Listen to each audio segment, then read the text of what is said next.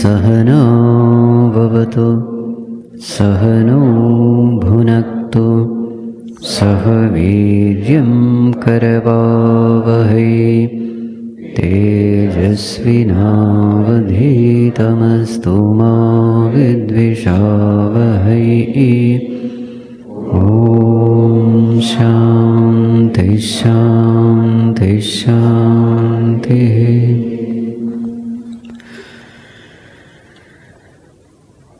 ॐ नमो नारायणाय।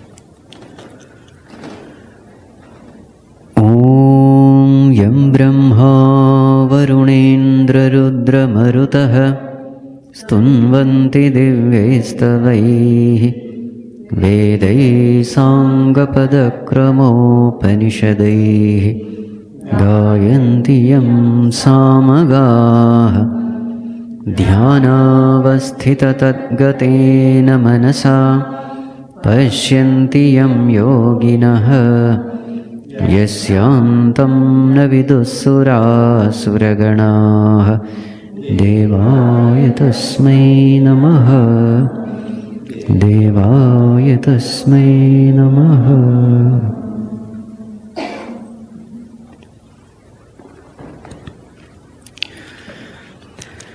Humble prostrations to one and all present here. So in the last academic year, we took 9th chapter of Gita. So this year we are going to take 10th chapter. So this chapter is called Vibhuti Yoga. Vibhuti means what?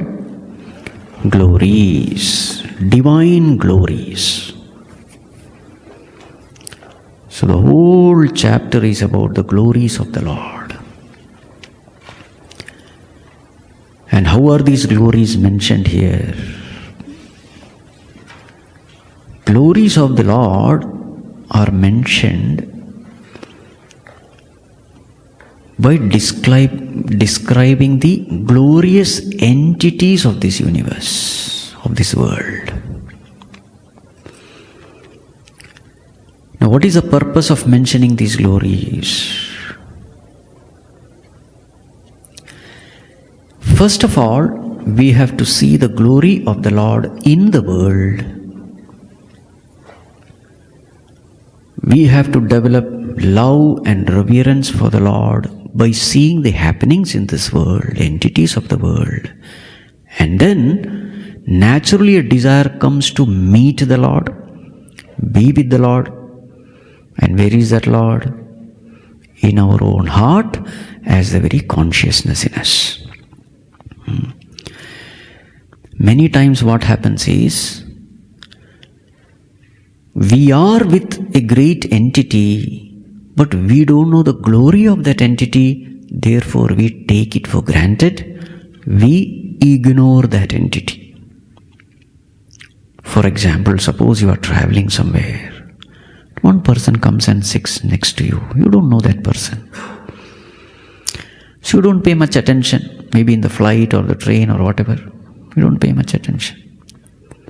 Then you find that whoever comes, enters into the flight, that person's attitude changes by seeing this next person. He becomes filled with excitement, joy, wonderment. And then that person comes and says, "Can I take a selfie with you?" Everyone. And you are wondering who this person is, because almost everybody knows this person. Very famous figure, maybe some rock star, movie star, sports star, whatever. You don't know, but. So naturally what happens? Slowly your heart also becomes filled with love and respect for so many people know this person. Maybe I am the only fool who doesn't know. Isn't it? Maybe while getting down you will say, "Can I take a selfie with you?" You see, in the same way, this is actually happening in every one of us, in our lives. The Lord is seated in our heart as the very consciousness in us, as the very awareness in us, ever available for experience. But then we don't know the glory of this Lord. And therefore, we completely ignore this Lord, disrespect this Lord, disregard this Lord, and we are busy with the world. The creator of the world is there with us, but we don't pay attention because we don't know his glory. So what is the first step? Know his glory. Naturally the second step will follow. What is the second step? Your attention will go to that Lord whose glory is the world. So this chapter teaches us how to see the glory of the Lord in each and everything. How beautifully he is running the whole world. So in this world you can see his love, his compassion, his justice, his intelligence, his precision, perfection. You see, so many things you can see in this world. So this is the intelligent way of living. What is the intelligent way of living? As you are going through the experiences in this world, slowly your love and reverence for God should increase. If this is happening, then you are truly making use of this human birth. Otherwise, life is just a waste. So this chapter teaches us how to see the glory of the Lord in and through our experiences. Right. So this chapter is called Vibhuti Yoga. Now with this introduction, let us enter into this chapter. So this book will be very helpful because we have done the sandhi. Where you have to break, you have to break. In other books, generally it is not there. In this book, we have deliberately done so that chanting becomes easy. Right. This book you can get it from the next time you can get it. It is there somewhere. It is there, right? Outside. Okay. Repeat once. Om Shri Paramatmane Namaha.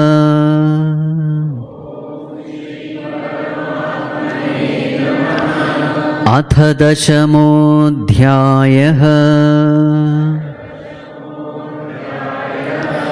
विभूतियोगः। श्रीभगवानुवाच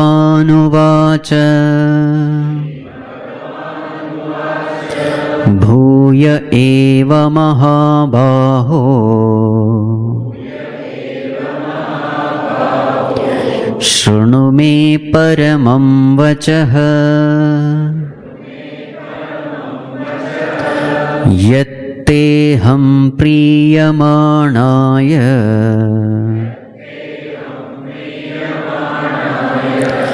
वक्ष्यामि हितकाम्यया. Together, भूय एव महाबाहो शृणु मे परमं वचः यत्तेऽहं प्रीयमाणाय वक्ष्यामि. Yes, O Mahabaho, O mighty arm, bhuya eva vakshyami. Once again I will tell you.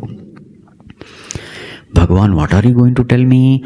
Paramam vachah. Supreme words I am going to tell you again. Bhagavan, why are you going to tell me again? Bhuya means again. Why are you repeating? Because hitakamyaya, it is beneficial for you. It is very much beneficial for you. It will help you. This knowledge is very important. It will help you. So therefore I am going to repeat it. Shrunu, listen carefully. I am very much inspired. Now here Arjuna is not asking any question. This chapter begins without a question.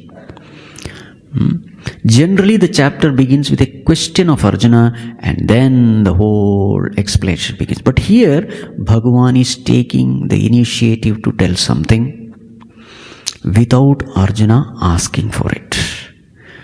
Why is Bhagavan taking this initiative? Yatteham priyamanaya. Arjuna, you are showing extreme interest in this. Already we have reached 10 chapters, you are not bored. You see, 9 chapters are over. See, just to chant 9 chapters, how much time will it take? Minimum 1 hour. Okay, so 1 hour lecturing has been going on and Arjuna is showing more and more interest. In fact, you can clearly see the transition of Arjuna. Different Arjunas you can meet as we go through different chapters. So in the first chapter, what kind of Arjuna do we find? Confident Arjuna. That's how, before despondency. Confident Arjuna, ready to fight, inspired to fight, full of anger, full of revenge. I am going to teach these fellows a lesson. Krishna, take the chariot, put it in between the two armies. Let me see who all have come to fight.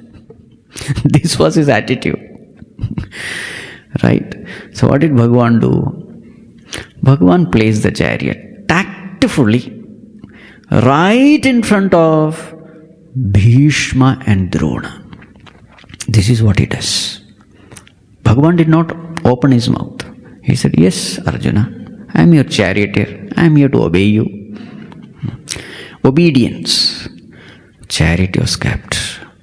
So the chariot was kept right in front of Bhishma and Drona, two personalities whom Arjuna revered the most. Dronacharya was his teacher and he was his pet student also. And he had so much of reverence for Dronacharya. Another personality is Bhishmacharya, his grandfather, in fact great-grandfather. Both of them he loved and revered, and he also received a lot of love and affection from both of them. The moment he saw these two, he was literally paralyzed. Because this war is a war where you either kill or you get killed. No in between is there. That is when the mood of Arjuna changes. In both the sides, not only Bhishma and Drona, he finds both the sides, he finds only near and dear ones, his relatives, his friends, well-wishers. So here he finds that this war is going to be a lose-lose situation. Whether I win, I lose because I have to kill my near and dear ones. Even victory is also loss Loss is anyway a loss. So this is when Arjuna collapses. So then, after this confident Arjuna, we see a collapsing Arjuna. This is how first chapter ends. Then he is full of tears. He is weeping with all the armor, kirita, etc. Not even able to stand, not even able to hold the bow. That is when Bhagavan scolds Arjuna. That is only one verse where Bhagavan scolds. Klaibyam asmagamah partha naetat tvayupapadyate. Kshudram hridaya daurbhalyam tyaktva uttishta parada. What is this nonsense? You are behaving like a eunuch, neither man nor woman, with all the armor crying. One proper scolding, but even that doesn't work. Then Arjuna says, Bhagavan, I don't want to fight this war. I far better I will withdraw from this world. I will live on bhiksha. What is the use of getting kingdom which is stained with the blood of these reverential persons? So then Arjuna understands that somewhere I am going wrong. So there is a confident Arjuna first. Then there is an arguing Arjuna. In that first chapter, it is Arjuna who is talking. Krishna is silent. There is an arguing Arjuna who says that I know everything. Krishna, I think you have made a mistake. But then there is a collapsing Arjuna. And when he collapses, he understands that something is wrong. Then what we see? We see a surrendering Arjuna. Karpanya doshopahata svabhavah pritchami tvam dharma sammudha chetah yachreyasyan nishchitam bruhitan me shishyasteham shadhimam tvam prapannam. Bhagavan, I am completely confused. I don't know what I should do. Whether I should fight the war or withdraw from this war. So therefore I completely surrender unto you. Please guide me. I am your disciple. Please guide me. Teach me.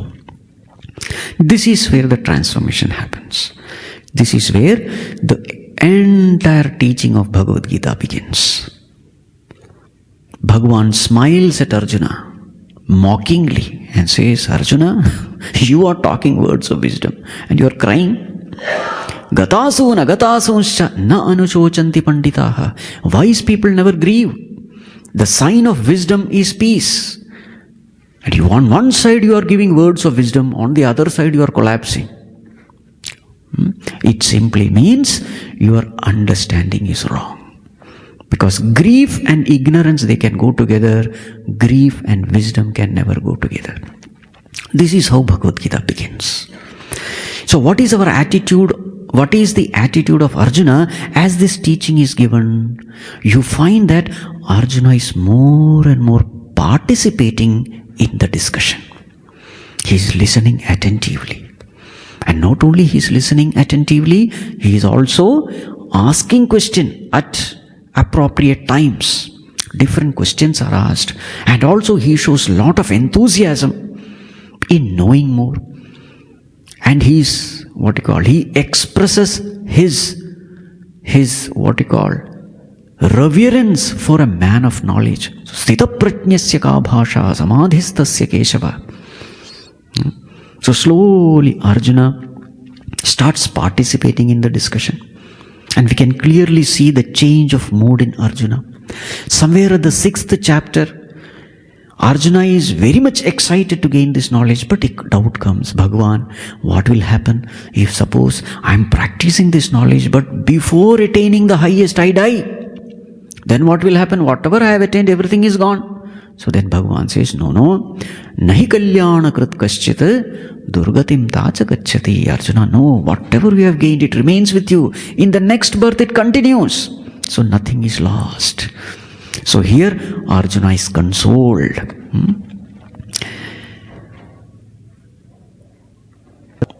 Then what happens?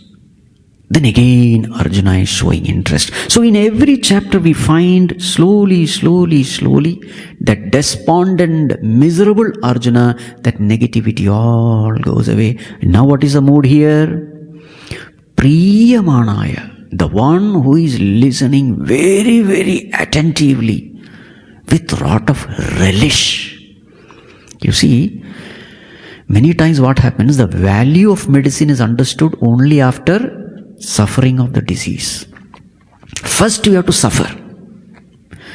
After long suffering, you have tried all useless medicines, nothing is working, and then you get one medicine which is tremendously effective. Then what will happen? You start treasuring that medicine, isn't it? In the same way here, Bhagavan deliberately made Arjuna to go through that misery. That is first chapter, Arjuna Vishada Yoga. So in that misery, then Bhagavan is giving this medicine. So very clearly this term Priyamanaya shows that this medicine is working. Yatteham Priyamanaya Vakshyami Hitakamaya. Arjuna, I find that you are showing a lot of interest. So therefore, I will give you more and more. And this knowledge only I can give you, because what is the reason? Next verse. Name vidussuraganaha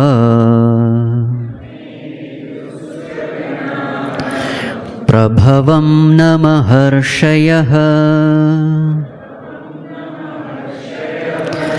ahamadirhi devanam Maharshinam cha sarvashah Name vidussuraganaha prabhavam namaharshayah ahamadirhi devanam maharshinam cha sarvashah. Me prabhavam, my origin, nobody knows. Me prabhavam na viduhu. Suraganaha na viduhu. Maharshayah na viduhu. The great devatas, they don't know my origin. The great maharshis, rishimunis, saints and sages, even they don't know. Bhagavan, how come they don't know? Because aham adihi devanam maharshinam cha sarvachah cha. I am the very origin of these devatas. I am the very origin of these saints and sages. They all came after me. In fact, I created them. So now, how can the creation know about the creator? How can the creature know about the creator? Not possible. Bhagavan says, I alone was in the beginning. All of them came later. Therefore, they don't know anything about me. The painted picture can never know about the painter. The effect cannot know the cause. So therefore, these devatas, these maharshis, they themselves don't know what to talk of the rest of the creation. Meaning all the others are inferior to them. So therefore, if somebody has to know about me, there is only one way. I will have to say. I alone can speak about myself. Bhagavan, okay, who are you? Next verse. Yo mam ajamanadim cha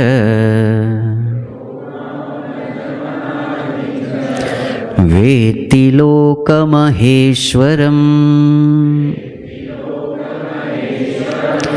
asammudhas samartyeshu sarva papaih pramuchyate.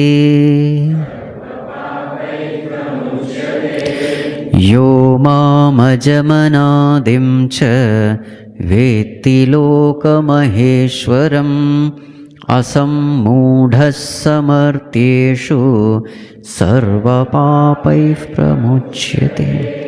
Yes, Arjuna, let me tell you who I am. Who are you, Bhagavan? Aham ajam. I am birthless. And naturally, therefore, anadim. Adi means what? Beginning. Anadi means beginningless. I was ever there. I was never born. I am the causeless cause. Because suppose this is told, I am born. Then you will say, okay, Bhagavan, who is your father? Who is your mother? I have no cause. Ajam, birthless I am. Of course, deathless also. Birthless, deathless, beginningless and endless. Who am I?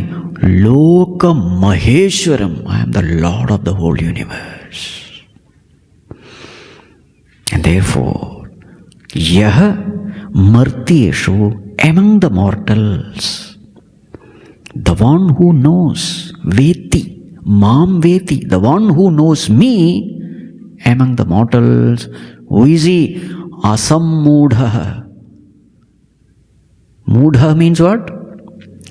Deluded. Sammudha means what? Fully deluded. Asammudha means what?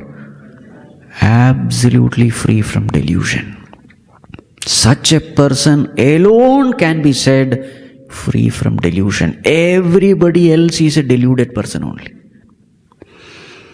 So who is a non-deluded person, meaning wise person? The one who knows him, that Supreme Lord. And who is he? Loka Maheshwaram. Such a person, Arjuna, sarva papai pramuchyate. Such a person will be free from all papas, sins, disturbances, agitations, miseries, sufferings. Such a person alone can be peaceful in this world. Who? The one who knows that Supreme Lord.